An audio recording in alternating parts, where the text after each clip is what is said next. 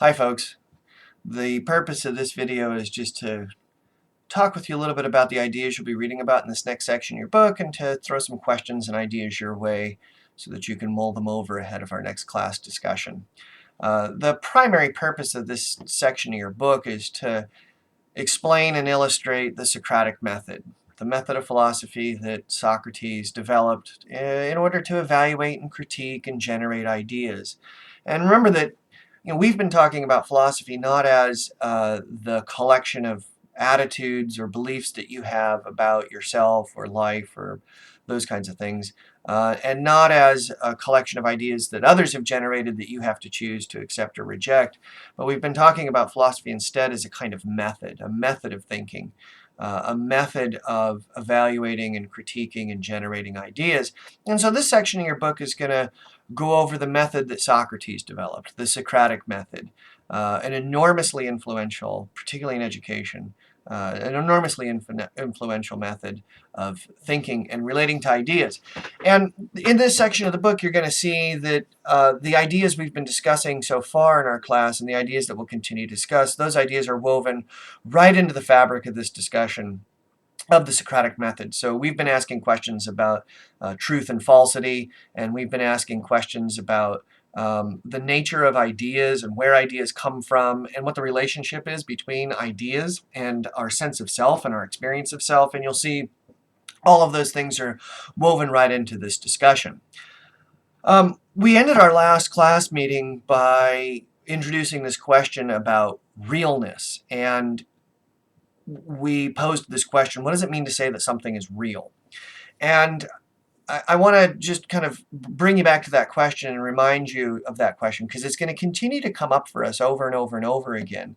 And it's going to come up in this discussion that Socrates has with Thrasymachus or Thrasymachus, whichever pronunciation you prefer. It's going to come up in their discussion about justice.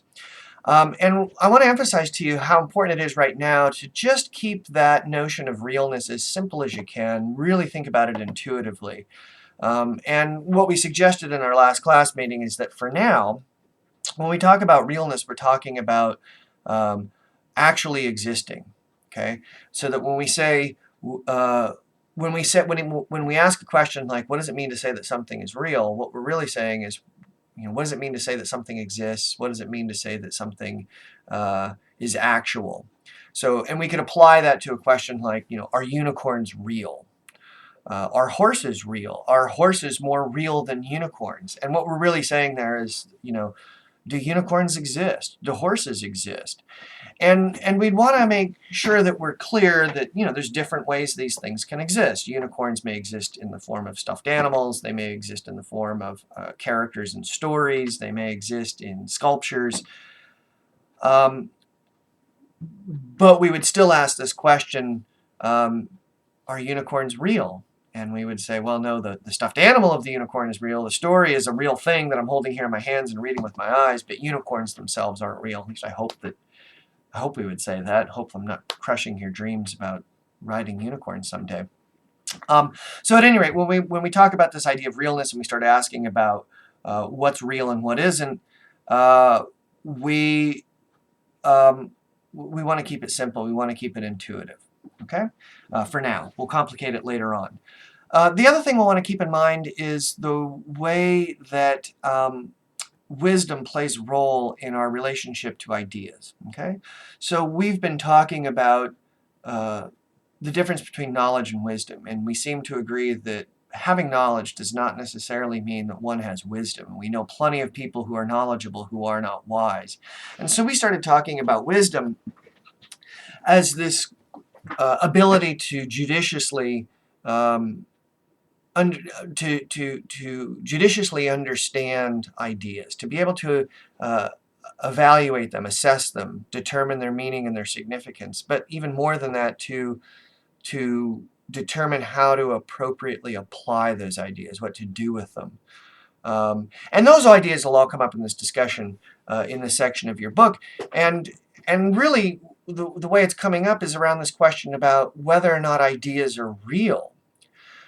And it seems like the wise person would want to know whether or not an idea is real, because if the wise person is wise because he or she knows how to appropriately apply an idea, they would probably, that person would probably want first to determine whether or not the idea that they're thinking of applying is something that is actual, that's something that exists. So we would pose this question, are ideas real? Justice, loyalty, truth, friendship, love, excellence, virtue, morality. Are those things real? And if they're real, what do we mean by that? Are those things, is justice like a horse? Is it real in that way? Or is justice more like a unicorn? It exists really only in our imaginations.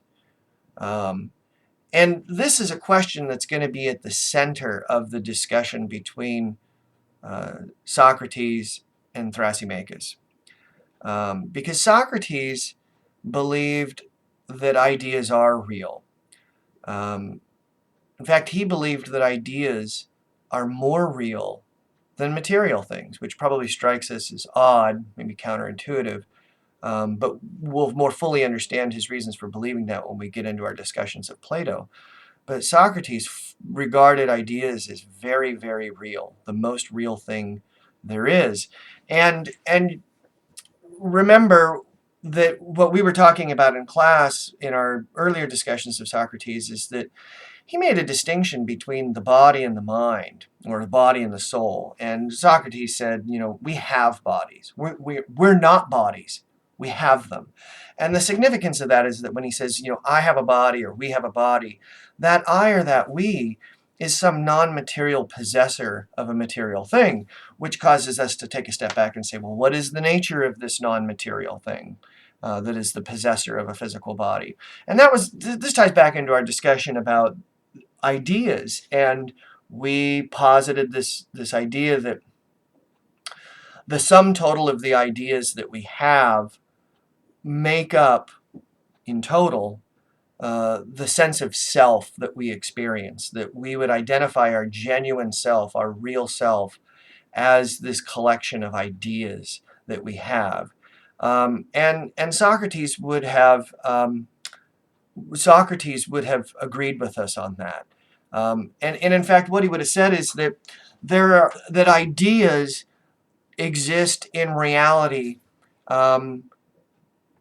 similar to the way that horses do, but even more so, they're even more real, and they don't exist in the material world, they exist in the intelligible world. And the fact that I'm able to, just with the power of pure reason and not anything physical, access those pure, perfect ideas that exist in the intelligible realm indicates that my genuine self has a relationship to those ideas that exist in the pure, perfect, intelligible realm, or the ideas that exist in their pure, perfect form in the intelligible realm.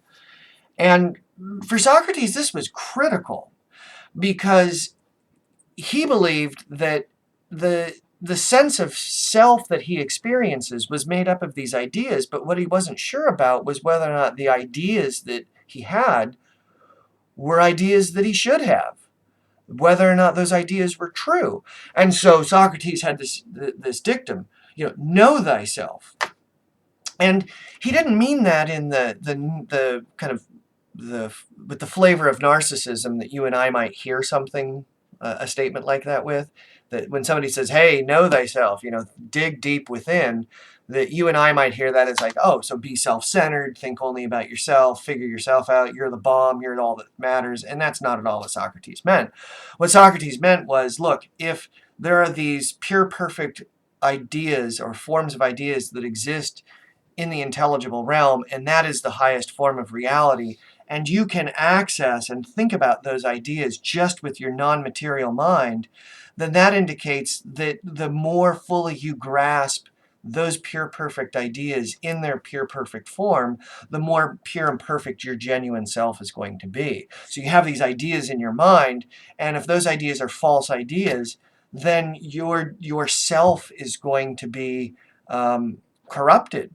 So think about it this way, that if you drank contaminated water, your physical body would become unhealthy. If you digested poison, your body would become unhealthy.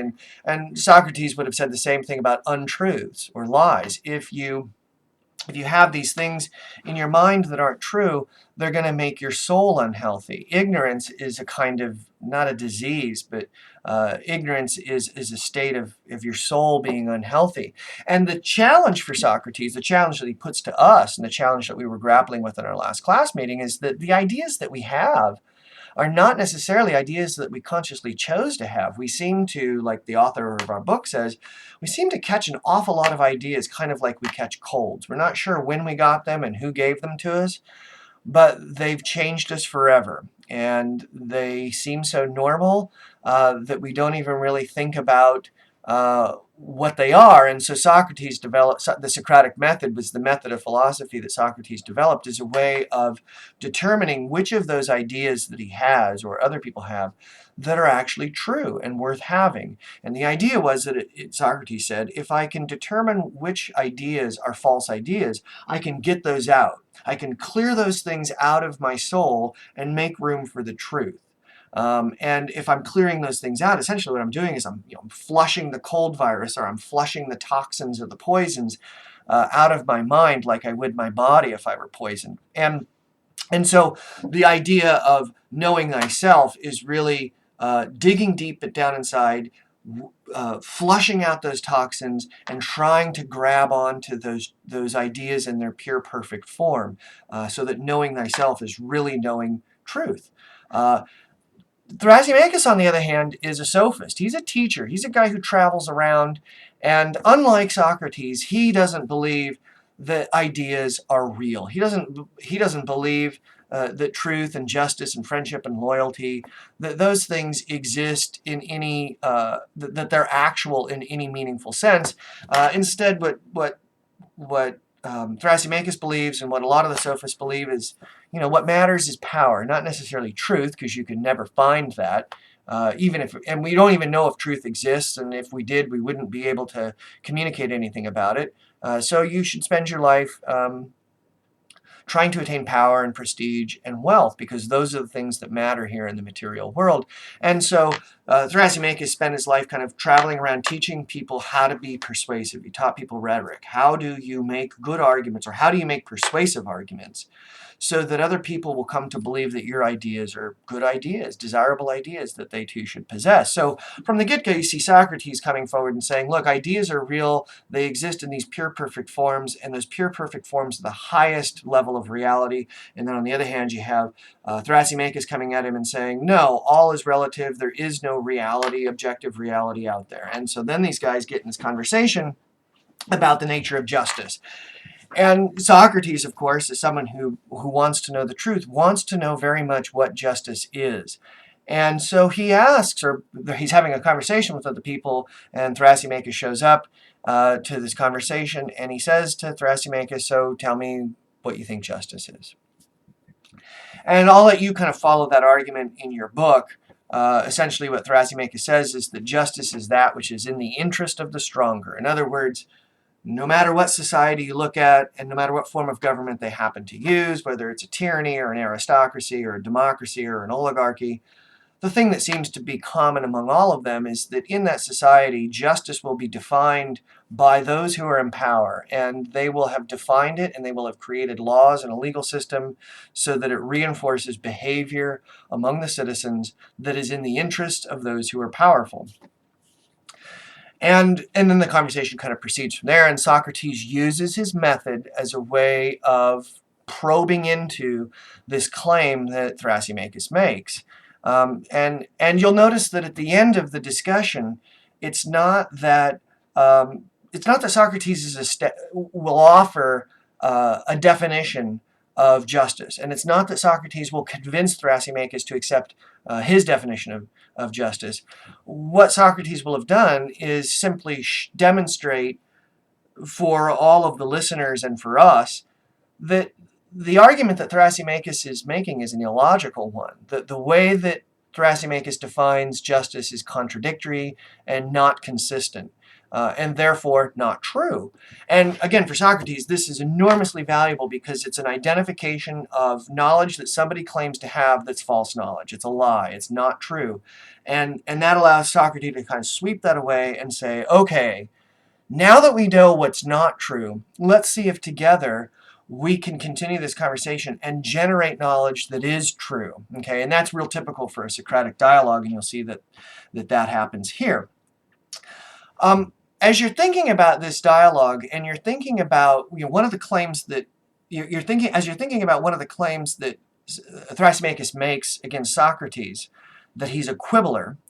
I want you to think about the value of what it is that Socrates is doing. When Thrasymachus accuses Socrates of being a quibbler, essentially what he's saying is, look, you're digging way too far into the details here, and you're splitting hairs. Right? That's essentially what Thrasymachus is saying is, you know what I mean, and you're splitting hairs, and you're making it seem like there's an issue here when there isn't. And Socrates is essentially saying, well, no, the distinctions matter. That if we're going to figure out what's true, we have to be precise, and we have to say exactly what we mean.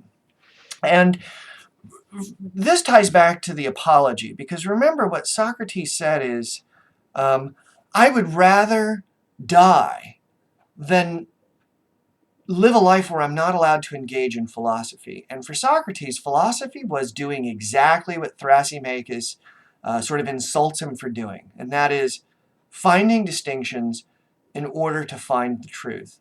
And Socrates gave his life for this, and said that a life, I think what he said is, the unexamined life is not worth living. In other words, a life where you're not trying to make these distinctions and not in pursuit of the truth, a life where you're settling for ambiguity, when you're settling for illogic, when you're settling for inconsistency, that is not a life that's worth living, because it would be akin to living a life of disease. That you've got this, Socrates might say, if you've got this horrible, debilitating disease that prevents you from ever having any kind of pleasure or enjoyable experiences in your life, you might not be living a life that's worth living. And similarly, if you're living a life as your genuine, non-material, intellectual self that is based on lies and untruths, and your soul is corrupted by ignorance, then it's not really a life worth living either. And when Socrates makes this argument in his trial, oops, sorry for the bumping there. When Socrates makes this argument to the jury in the trial and the apology, he really takes them to task and accuses them of having their priorities way out of whack, and telling them, look, you're spending your lives in pursuit of things that aren't real, or aren't ultimately as real as philosophy and ideas and wisdom are. You're pursuing wealth, you're pursuing prestige, you're pursuing status, you're pursuing power, and none of that ultimately matters because it's all kind of an illusion in the material world. And what really matters is this eternal truth that exists in these pure, perfect forms of ideas in the intelligible realm. And what Socrates said is, the best life is the life spent pursuing those things. And so what he's really saying is, you better have your priorities straight. You better make sure that you're living your life in a way that is pushing you towards a greater understanding of the true and the good. And you better situate your life so that your priority is weeding out the untrue, weeding out the falsehoods. That this is soul development, this is character development, this is excellence, this is virtue, Socrates would say. And I want you to think about that challenge that he puts to the jurors, and think about it as he might put it to us. Are we living our lives in pursuit of the truth?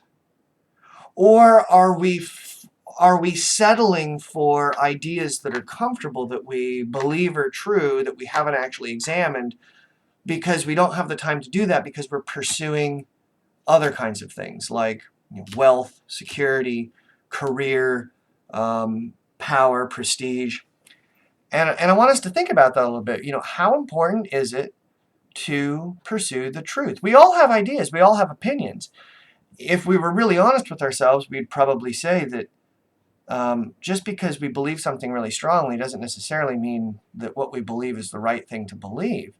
And so Socrates would say, it's like, all right, so if you know that's a possibility, isn't it incumbent upon you to verify somehow that the thing you believe is actually worth believing, if the belief is contributing to your sense of self and it's who you are, aren't you obligated to somehow evaluate whether that idea is true? And that's the challenge we got to take up here. All right? So think about this stuff, and we'll bring it all together in our class discussion and take these ideas a little bit farther. All right, see you.